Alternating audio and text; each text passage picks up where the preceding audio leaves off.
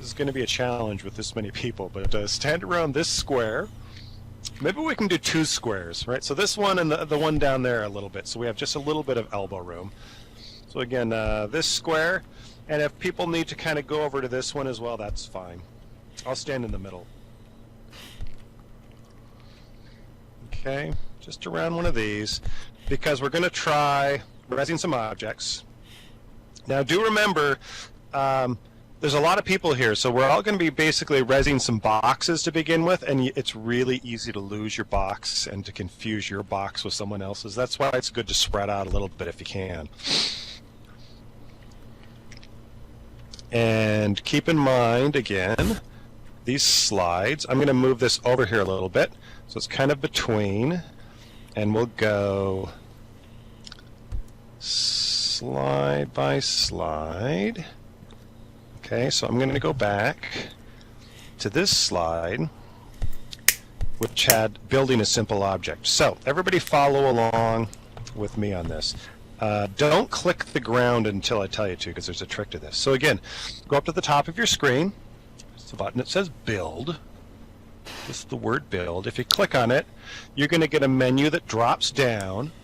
And the first choice, actually, again, is Build. So it's Build, Build. If you click on that Build again, you're going to get a new window that pops up on your screen. It'll kind of look like the one on the slide, but mine was kind of transparent. I did something wrong when I took that picture. The window that pops up on your screen, you should have a bunch of those geometric shapes. Okay? Does everybody see that new window on your screen? There should be the geometric shapes. Then just below that, you should have some tabs that say things like General, Object, Features, Texture, Content. All right, all that kind of good stuff. All right, great. So here's what I want you to do. Click on the one that looks like a cube, right? It's the first one. It's actually the default one that's chosen, but if you click on that, don't click your mouse button again, but move now your mouse off of that menu and watch it change, right? It changes from an arrow, but then as soon as you go off that menu, it changes into like a little magic wand. That means it's ready to go. So be careful where you click, but click down near your feet, because you can throw these like 50 meters away if you're not careful. Click down near your feet and left click, and a cube should appear in front of your feet. That's building in Second Life. That's the basics, right? We're going to go a lot more detailed. But let's think about this cube for a minute. All right, so here's a cube. That's kind of boring. It's a cube. But if you make that flat and say 2 meters by 2 meters, all of a sudden you've got a tabletop. Or if you make it narrow and 5 meters by 3 meters, there's the wall of a house, or the part of a roof of a house. Right? So these are these basic building blocks that you can change however you want to. So let's do this, because this happens all the time. Take your mouse back to your building window, right? Back to your building window, and close your building window. Just close that window. And what's going to happen is, probably you all have those little white dots magically going from your hand to your cube, right? That indicated you were editing something. But now the building window is gone. So you're saying to yourself, oh, I'm doomed. What am I going to do? Well, you're just going to re-edit. So to edit an object you own, which you own these cubes, yay. All you're going to do, don't go back up to build, right-click your cube, right-click, not left-click, right-click, and choose edit. Your editing window is back. Now, what can I do with this cube? Well, all sorts of stuff. First thing I'm going to do is give it a name. By default, these are called object. Well, that's boring, and if you don't rename them, you have a million objects called objects. So why don't you call this something like my beautiful cube, or something. Give it some unique name. So don't call it My Beautiful Cube, because I called mine My Beautiful Cube. Give it a name. That way when you save it later, you'll know what it is. Now I want to start to change this cube. So after I rename it, I'm going to go to those tabs that we saw, right? General, Object, Features. I want to look at the Object tab. So go to the Object tab. And if you accidentally, by the way, if you accidentally click somewhere else and lose your lock on your object, just do the same thing again. Go back to it, right-click, and edit again, and it'll relock in, right, so that you can edit it some more. If I look at this Object tab, there's all sorts of information there, right? Tons of information. Well, what is it all about? Take a look on the left-hand side. You see 3 groups of numbers: position, size, and rotation. What's position? That position number tells you exactly where this object is from the center of the island we're on right now, and Z, if it was 0, we would be at the bottom level of the island, right? So underwater in our case, right? So X and Y, just look at my cube for a second, right? You notice that X under position is red, right? Now, I'm grabbing the arrow on my box and moving it back and forth, right? It's telling me where this red number is. The green is this direction, right? I moved out a little bit. Again, it's easy to lose your box, so don't do this quite yet. And the blue is up and down. So that tells me where stuff is. That's really important actually for Second Life, right? It's how Second Life knows where everything is supposed to be, right, when you put it out. So Second Life needs to know that kind of information, right? So that's where my box is. Okay, that's where my box is. And if I look at the next set of numbers, that says size. Right now, I'd be willing to bet, unless you already changed it, everybody's box says 0.5 meters by 0.5 meters by 0.5 meters. You have a half meter by a half meter by a half meter box. Well, what I'm going to do, why don't you do this with me? I'm just taking my mouse and I'm putting it under size for X. Again, make sure you're changing size and not position, otherwise you'll throw your box across the sim. So I'm highlighting the 0.5 and I'm getting rid of it. And I'm changing that to 1. Notice my box just got wider. I'm changing Y for size to 2. Okay, got a little bit different. And Z, I'm going to change to, I don't know, 0.1. Right, now it got shorter. All right, so again, maybe what I've got there is kind of a basic tabletop or something. Now, it used to be that in Second Life, the biggest you could make any prim was 10 meters by 10 meters. Now it's much bigger than that. What is it now, Carol? How big can you make objects? 64 meters square. Right? Yes, you can make an object up to 64 meters by 64 meters. Please don't do that right now or we'll all be buried in a box, right? But that's actually a really nice thing now in Second Life because it means you have to use a lot less prims sometimes to build something. And prims are very important in Second Life because on an island, like we're on right now, you can only have 15,000 prims out at a time, which seems like a lot, but it's not as many as you might think. And fewer prims just makes it easier for you to build stuff.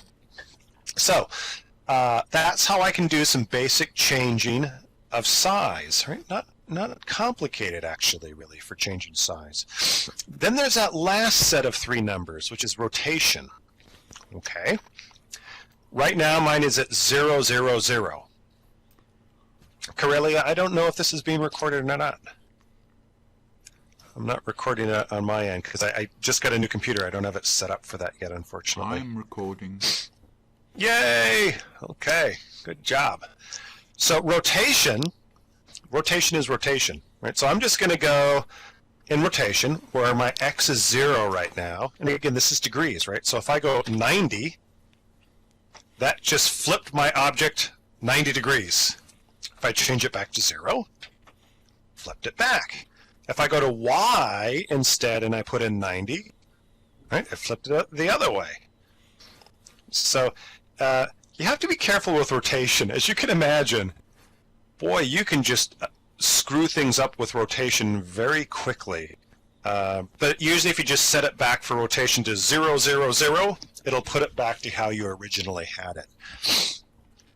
So what does this all mean? Well, let's pause for just a minute. Just leave your object where it is. I'm going to clear out this scene for a second. So nobody move right now. Let me just clear this scene for a second. Oops, I'm too far away. Hold on. Stay there. I'll be right here. Whoa, somebody just put a big block over here. Whoever has the giant block in the middle, if you could shrink that down a little bit.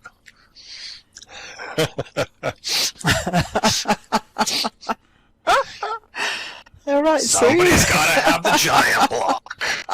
Okay? So, can you make... there you go. So, I'm going to res something else here for us to just kind of look at and consider, what does this mean for building? Right, so some of you, and Sue, if you could step over towards us just a little bit, because otherwise I think you're going to get buried in a wall.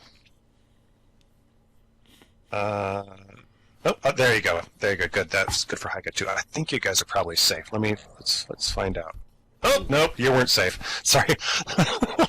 All right, hold on. Let me clear that up. All right, everybody walk a little far over this way. My fault. Okay. So, let's keep it even simpler. Come over here. Everybody just come inside. That way you won't be buried and you'll be in the right spot anyway. Why aren't those chairs disappearing? That's strange. So a lot of you have probably seen this little castle that I built. I built this, oh boy, 3-4 years ago anyway. Just as kind of a meeting place. And if we start to look at this, now that you know a little bit about building, I mean, it's just the basics, right? But let's start to look at what we've got here. You guys can actually click on edit for anything in here. If you right click, see this bench over here? If I right click this bench, and you can do the same, and you click on edit, it will highlight it and give you a little bit of a clue. So this bench is actually 3 prims. You can tell this for 2 reasons. If you do go to edit it, your build menu should pop up. And it will say, just above those tabs, it will say 1 object selected, land impact 3. Well, 1 object, land impact 3. So this is 1 object. It's 1 object because I've linked them, consider it like glued or nailed them together. This is 1 object. If I move it, I'm going to move this. Notice the whole thing moves together. It doesn't fall apart. But originally it was 3 prims. Why is it 3 prims? Well, I'll tell you. You see this bench has a cushion. Think about what we were just doing. That cushion, it has a fancy texture on it, right? But that cushion is 1 long, narrow, thin prim. The base of the bench, the one that has kind of that fancy wood pattern, that's another prim. It's just as long as a cushion. It's much deeper, and it's just as it's much thicker as well. And then the back of the bench is a 3rd prim, right? So 3 prims, long, stretched, etc., linked together, and then, as we'll learn about in a later workshop, I put textures on them, and that made the bench. Okay, so that's one simple thing. Let's look at this fireplace over here. Here's a fireplace. This fireplace has some elements on it, by the way, like the swords and the shield. Those are actually sculpties, right, which is another thing entirely, right? You can buy lots of sculpties, but the basic fireplace. Let's think, we've got someone who's burning to death. Oh no, it's very sad, right? So the hearth, right? This part, I'll get close to the fire too. I'm standing on 1 prim. And actually the main part of the fireplace here, right, the part that here, and then across to this side, that's also 1 prim, but I made the prim hollow. Then I put it back on the fireplace, so now we're up to 1, 2, 3 prims. And then the chimney that goes up to the ceiling, that's 1 prim. So 1, 2, 3, 4 prims. And then I put in these 2 little kind of dragonfly things. Those are just 2 small prims with, again, a fancy texture. So the basic fireplace is 1, 2, 3, 4, 5, 6 prims. Right? So I've just used different prims, different textures, different angles, and put it together to make a fireplace, right? The fire logs and everything, again, that's something else entirely. Right? So most of the stuff in this castle, including things like these banners, what are the banners? Well, they're just a really flat, long prim that I put a fancy texture on. The walls, really long, flat, tall prims, and that's just a fancy texture with the red. Even those windows are a texture, actually. I didn't have to build those windows. The doors are prims. The ceiling is a prim. Prims everywhere. This table over on the other side is a prim. So you're just learning how to put together combinations of prims and use colors and textures, and you use your imagination to make almost whatever you want to. Let's look at a different one for a second here. We'll clear this one out. We're going to look at something much more geometrical because I think that's even easier to see. If I can find it. Here's one that I built a while ago, actually, but I like it because it's basic shapes. Okay, so right now we're inside a giant pyramid, actually. If you know your camera controls, you could look outside, but what I can also do is I have a secret control over here where I can open up the doors and light these lamps, give us a little light. And hold on. If you look, you can see again these benches are just kind of geometric shapes. The columns are columns, they're geometric shapes. The walls are basic geometric shapes. But again, the added interest factor, that's all textures, right? These obviously I did not use a million little prims to make these hieroglyphs. A texture is really just a picture. You can get thousands and thousands of these in Second Life, or you can import images from real life as well. People do that a lot. So again, shapes that are linked together. That's all building is. So look at this little fire pit in the middle again. At the bottom, for the base, I have a pyramid shape. And then I have what began as a sphere, right? A 3D circle that I cut in half. And then I put another prim on the top that has that kind of oil-looking texture to it, right? So that was just 3 prims. Okay, so I'm going to clear this out. End simulation. So we can go back over, if we can actually find, I didn't think that through very well, did I? You probably can't remember which cube is yours anymore. Let me go back to the build. Okay. Let's build the platform again. So, let's see if we can remember which one is ours. Mine was over here. The way you can tell, by the way, is if you go back to yours and you right-click on an object and you go to Edit, if it doesn't let you edit, that one's not yours. But you can also go to the General tab. The General tab will tell you who the creator is, right? The one that I'm standing right in front of here, that's actually Hazel's. So I was wrong. I tried to steal Hazel's cube. That was wrong of me. You beast. And now the one I'm right next to here, this one's mine. Okay? So I'm going back to my Object tab. Now, if you can't find your original one, don't worry about it. Just put on a new one. I'll clean this up later. So I'm going to change my object back to a simpler shape. Right? So right now I'm just going to make mine 1 meter by 1 meter by 1 meter in size. Right? So I've got a big cube. Everybody do something like that. Make it about 1 meter by 1 meter by 1 meter. Okay. And again, remember the way to do that. You go to Edit, Object tab. Whoop. Somebody made it much more than 1 meter. Okay. Size, 1 meter by 1 meter by 1 meter. Whose is this? So James, yours is super long. If you could reduce that length to about 1 meter. I'm really trying to. It's just not working. Your voices, though. Wow. Your voices come at last. Nice. Sometimes, people accidentally put in like 100 meters instead of 1 meter, so that there you go. Perfect. So, how do you get some of these on the keyboard?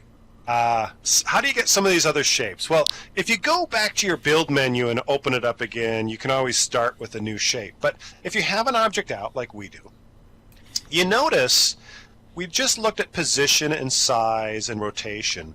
But let's look up a little bit. Do you see there's the General tab, the Object tab, which we're on now, and just kind of right down there, there's a little drop-down menu. Right now it says Box. Everybody see that?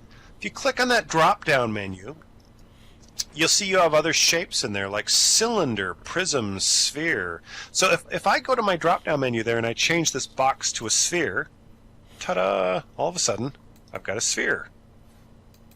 Okay, there's a sphere. It's another one of the basic shapes, a prim shape. Okay? But I could also make that into a cylinder. Okay, remember in that pyramid I had columns. Well, what were those columns? Well, the columns are just cylinders. Simple as that. And in this case, the cylinder was higher. So instead of 1 by 1 by 1, it was like 1 by 1 by, I don't know, 15 or something. Suddenly I've got a great big column. Not difficult to do. I'm not going to make that huge right now. What if for some reason, maybe you want to have a column, but maybe you need it hollow. Well, that's easy. You don't need to chisel it out yourself. If you look on the build menu again, just a little bit below where that drop-down menu was, there's something that says hollow. Right now it says 0.0. Just use that up or down arrow on that, and on whatever shape you have, it doesn't have to be the cylinder, you can start to hollow out your shape. Right, so right now I made my cylinder so it's 95% hollow, or 90% hollow. That's basically how I made that fireplace, by the way, on mine. So take a look at this. Remember the fireplace? I'm going to rotate my box. And 270. And if I make my box, instead of 1 by 1 by 1, if I make it about 3 by 4, let me get this out of your way. Hold on. Rotate that. 3 by 4, and I make it maybe not quite that hollow, right? Like that. Right? Remember that fireplace? It had the surround that went around the basic fire box. Well, there you go. That's it. Except I don't have the fancy textures on it yet. Right? So this is where, as I said, part of this with Second Life is looking at things that people have made. I'm going to shrink this, so pardon me if it was in your way. 1 by 1 by 1 again. Looking at what people have made and thinking to yourself, well, how could they have done that with some of these basic shapes? What might they have done? What basic shape did they use? How was it angled? Did they cut a piece out of it? Because you can also cut out pieces. Again, look away from yours for a second. I'm going to make this just a bit bigger so it's easier for people to see. Take a look at this big box that I'm working on here right now, and let's see what happens. All right, so here's this box. I'm going to go to the control just under the drop-down menu called Path Cut. Look what happens. If I click on this, I'm doing that Path Cut B, and I'm clicking the up arrow. You see how it's cutting away part of that box?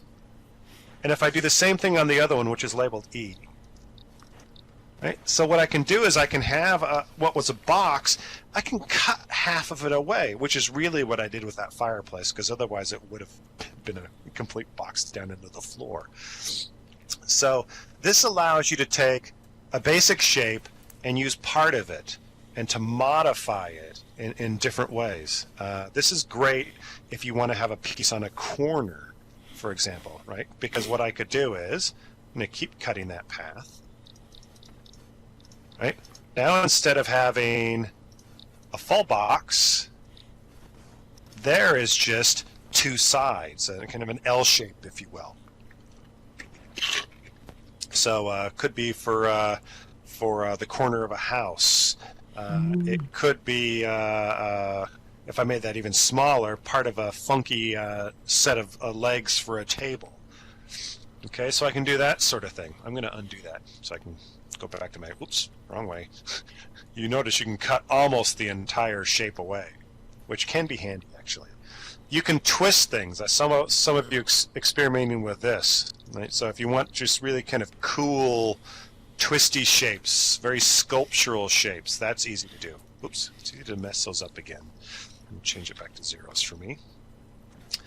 You can taper things, right? So if I have a box, I can instead, oops, make it into a, what would you call that, a chimney shape, perhaps. Right? This is handy, by the way. Pretend you're making a little square house. If I just keep doing that taper until they join, there's the roof of a house. Or if I want it to be a totally peaked roof, I do the taper, keep clicking on it the other way, and now instead of a box, I've got a pyramid. Right? Very straightforward, actually, not difficult to do. Again, I'm going to change that back so that I keep with the basic shape. Really lost her box. I hate it when that happens. You can do slices, right? So I can have a box like this, and without actually changing the size, if I go to the slice tool, you notice I'm just cutting the bottom off of that box. Or putting it back. And then I can do the same thing if I want to from the top. I can cut a slice off. That actually, I didn't used to use that very much until eventually I figured out this is a brilliant tool to use if you're building something and you're using a bunch of the same texture. You make one big piece perfectly textured the way you want to, and then you can make copies and slice it to make it to the shape and size you want. It's kind of a nice, it saves your brain later on. All right, so here we have basic shapes. How do you put it in the position you want? How do you make it the size you want? How do you rotate it? How do you make different shapes and paths and hollowness and all that kind of jazz? Very difficult, very easy to do. I can also, by the way, look at my box. Here that box is, and it has a square hole, as you'd expect. But you notice there's another drop-down menu just below the hollow button that says hollow shape. If I wanted to, I could make that a circular hole cut in the box instead.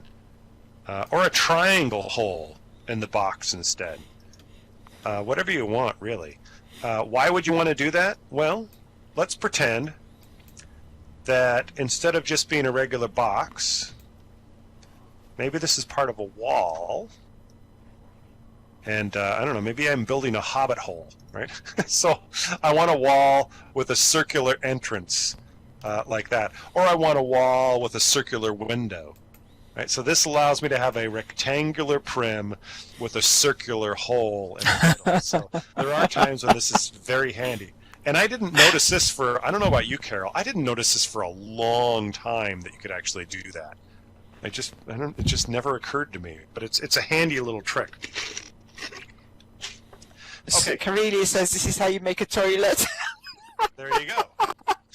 So let me pause for a minute because those are some of the very basics first, and then let's see what kind of questions that people have at this point. Take your time to think a little bit. Questions so far can be by text, can be by voice. It's up to you. I'd like We've to got a ask question. Okay. about the origin. When you're doing the rotation X, Y, and Z, Yeah.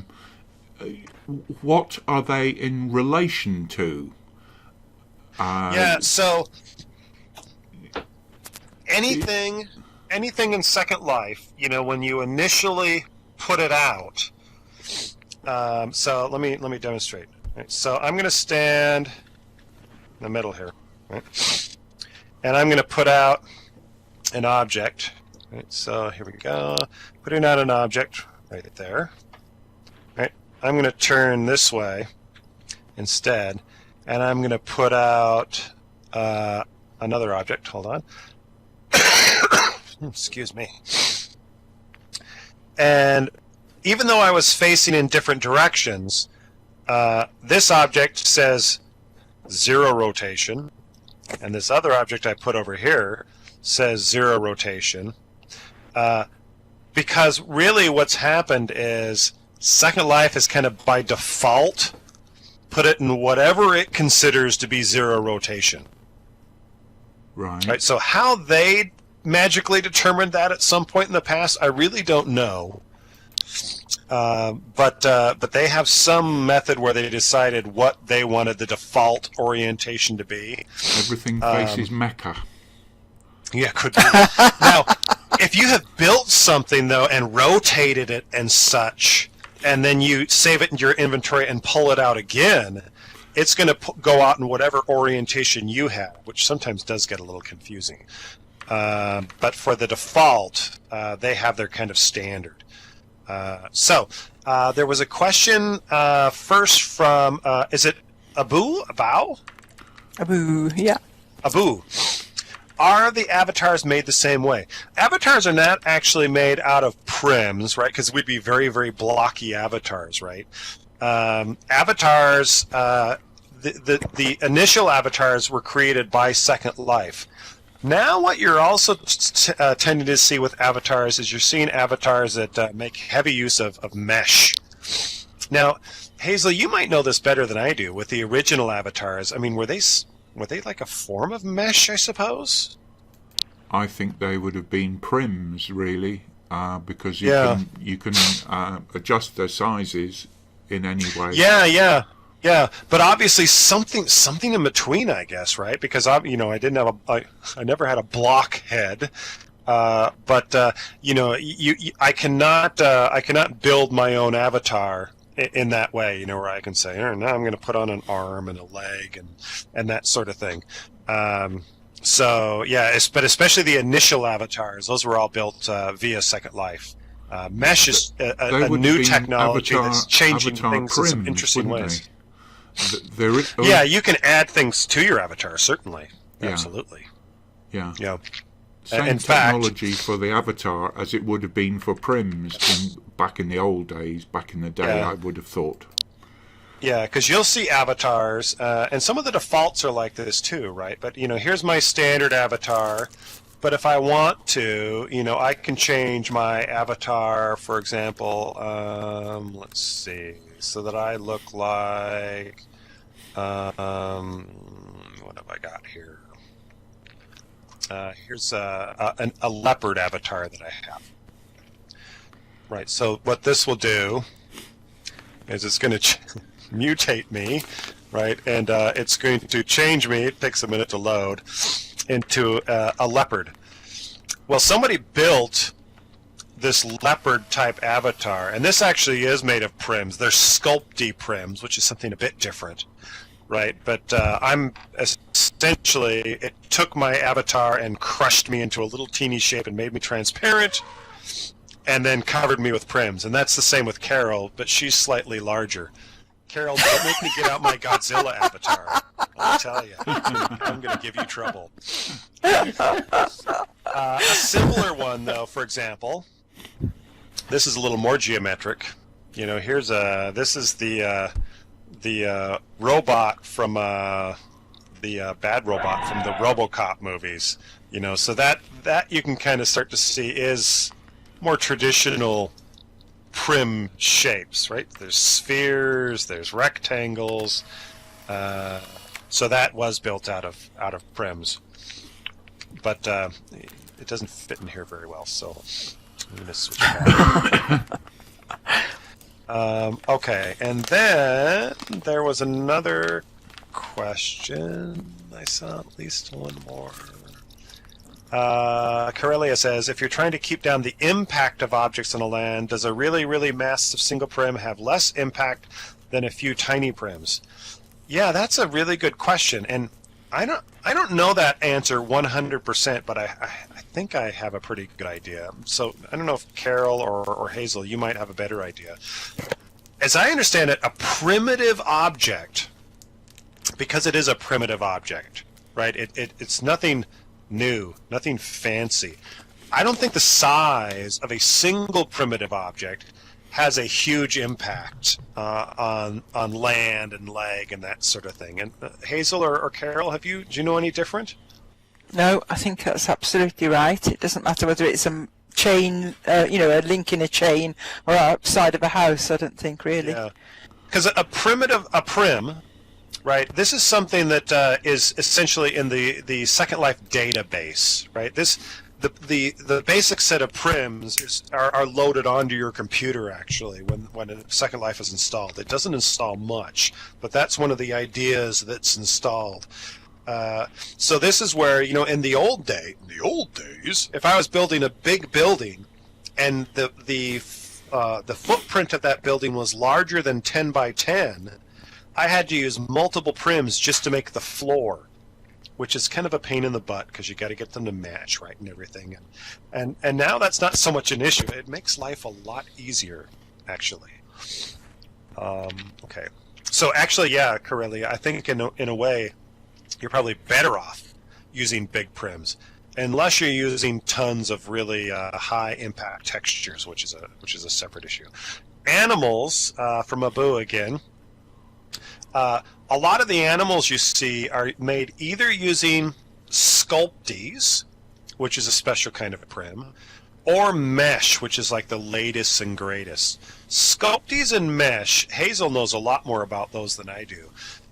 Sculpties and Mesh are usually made with a 3D program by someone outside Second Life, and then they import that shape into Second Life.